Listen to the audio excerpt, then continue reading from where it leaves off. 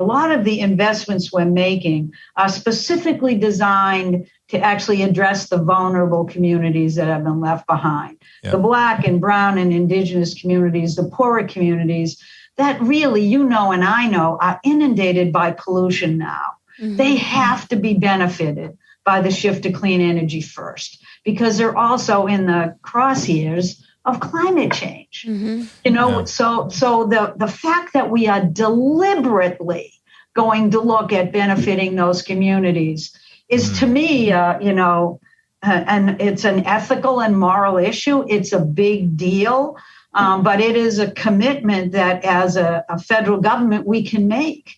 And we're looking at our own procurement and how we do this better. I mean, the federal government spends a ton of money. Mm-hmm. We ought to be spending it like we're conscious buyers, mm-hmm. right? Yeah. Mm-hmm. And we're going to, so we have 36 agencies that we work with across the federal government, telling them that everything they do, they should look at equity and climate, climate and equity. How do you build it into every decision? And then how are you going to take a look at your facilities? Mm-hmm. How are you going to take at what you buy and the signal that sends? How are you going to invest heavily in products that are manufactured by union waged positions?